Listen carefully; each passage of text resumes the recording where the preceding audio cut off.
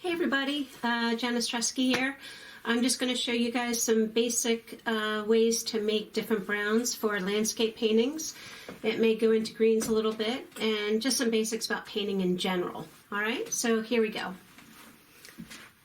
Now, what I do to make brown, I just use the primary colors, and I tend to mix my own paints. This is like an alizarin crimson, okay? And that'll be there. And then ultramarine blue, and that's right there. Then a cadmium yellow.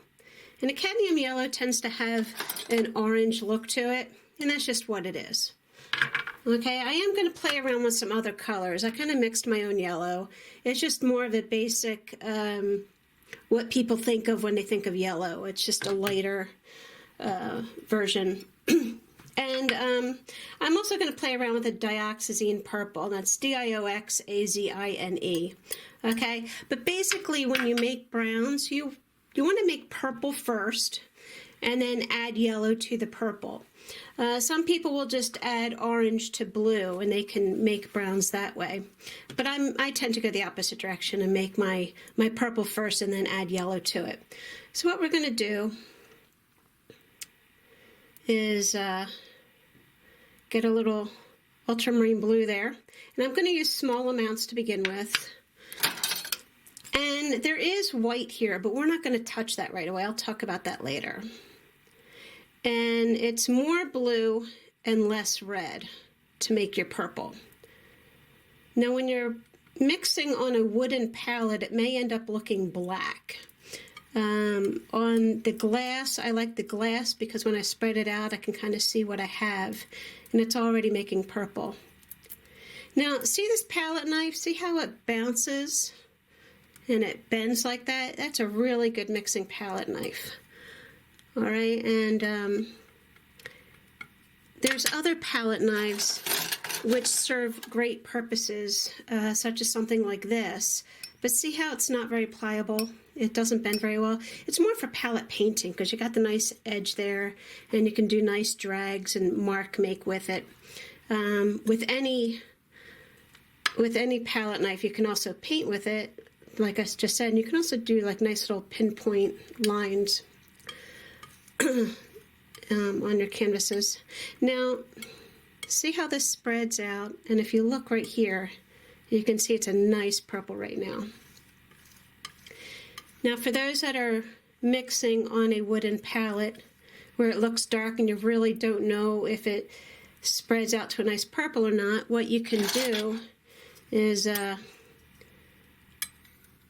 take a little bit of your purple and add some white to it to thin it out to see what you have. Okay, and there you have it. This is nice for when you want to make flowers or anything that has, you know, like a light purple in it. But for the purposes of mixing browns, we're not going to deal with that because that'll just get in the way. You want to mix the pure colors, the primary colors. You don't want to get white into all of this prematurely. It'll just contaminate it, and you won't really know exactly what you have right away. The white can come in at the tail end. So what we do now that we have our purple, now you can start adding yellow to that.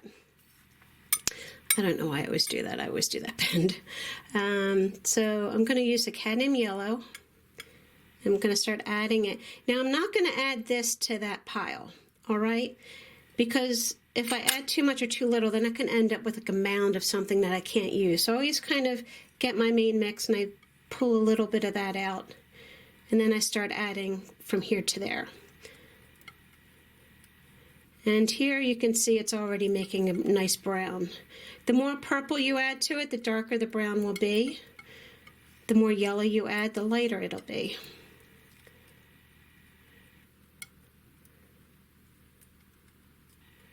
And then you can add that like so. You can always add more yellow.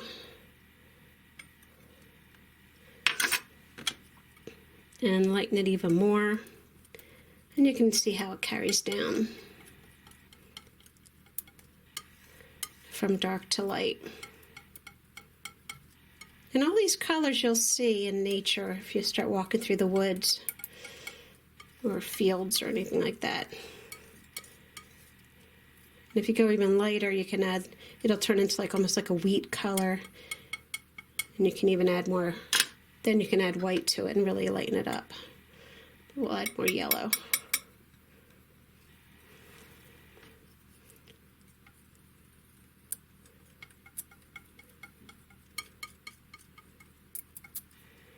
Okay. Now we can always try making a different variation. Different blues and different reds and different yellows will give you variations of different browns. Okay, and what we can do here is we can kind of see what these browns would look like using a different yellow. So what we can do is get some of this ultramarine blue again. Grab it right there, maybe a little bit more. And then wipe this off. Get a tad of this red. Again, it'll be more blue, less red. Let's use a different knife.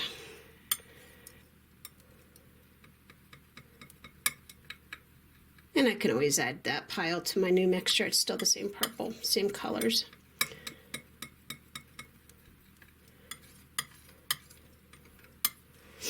I can even add a little bit more red to it.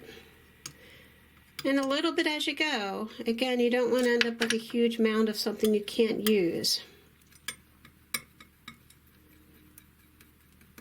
There we go.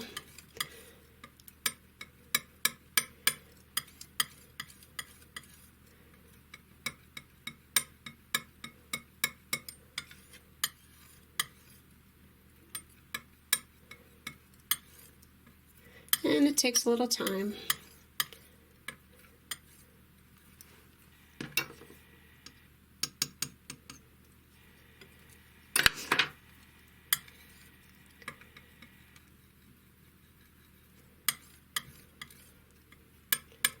There we go.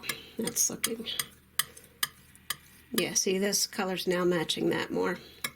So now we can kind of go ahead and play around with our mixture here. So we can add some of this yellow, which is what I called my yellow. And I can grab some of that, and I'll need more of that down there.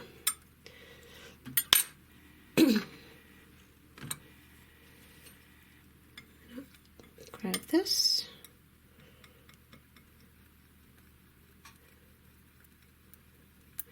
Now this is cooler in tone, even though it's a lighter yellow than a cadmium yellow. It's actually cooler, so you're going to get more of like browns in the raw family. You know, this is kind of looking close to like a raw umber. And you can add some of this to there. And you can kind of see how it spreads out. You can add more yellow. It might be too much yellow, but we can always add more purple.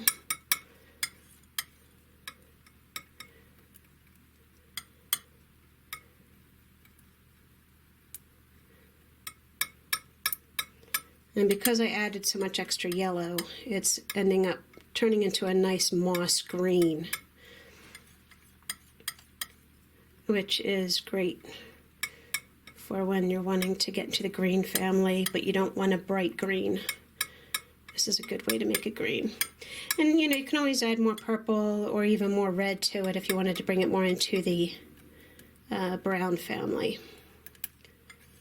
See, now it's already starting to turn brown.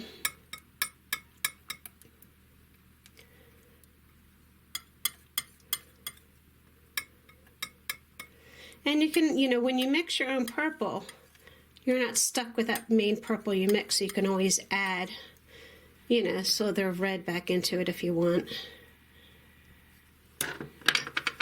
You won't need much. These colors can carry a long way. And the browns are going to vary with the amounts of the colors you put in, obviously. And then you can see what that looks like as you lighten that.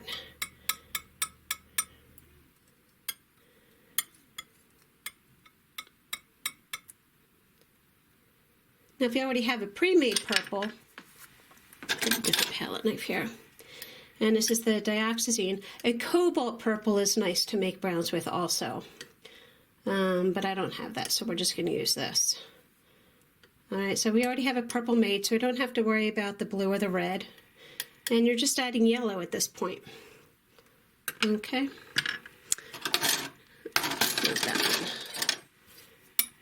Okay, so we're going to add this cadmium yellow to it. Maybe a little bit more. And grab a wee bit.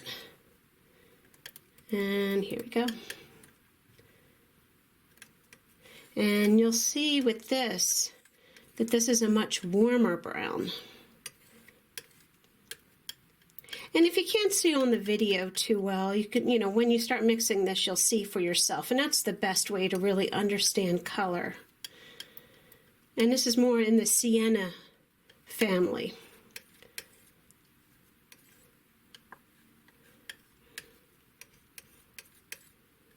You can always add more.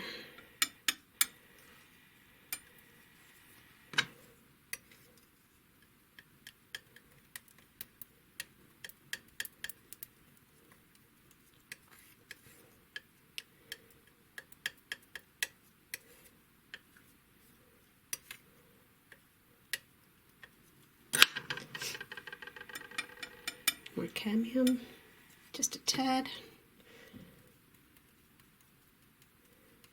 And you can kind of see how that blends out as it goes down. And you can also do the same thing for the other yellow. You're just going to grab that and put a couple dots there. And get this. The mini palette knives.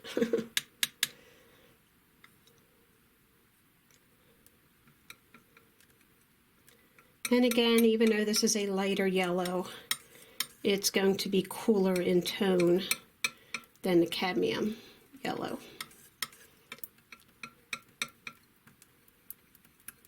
And it's darker. Just like that, brown is darker than that. And you can always add more yellow to it.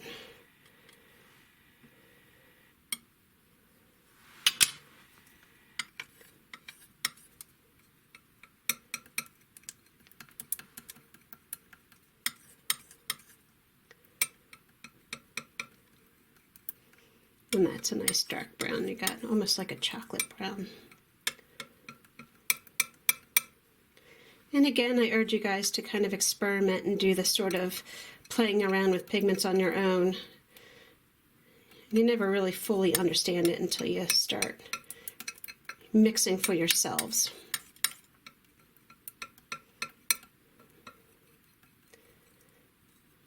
And then this is going to end up almost into like a light ochre, almost like a yellow ochre. I'll just grab a bit there.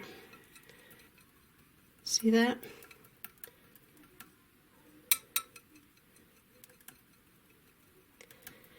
And again, when you mix these colors, you do not want to add white into it right away. You want to see what you have first. Then you could play around with the white.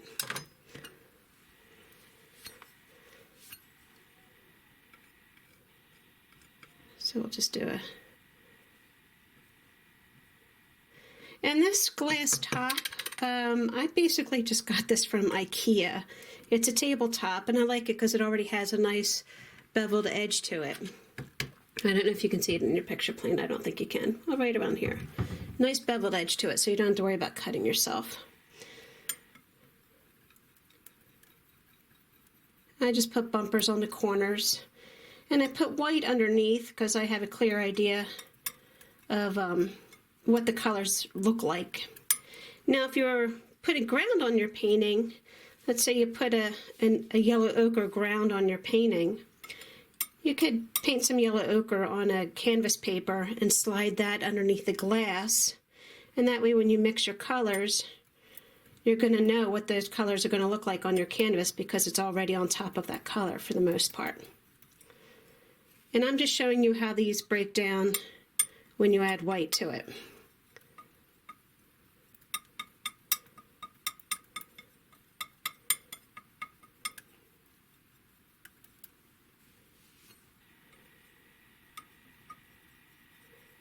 And there you have it. That is basically how you mix a nice variety of different browns. So you don't have to go to the store and buy up all these fancy tubes of different colors.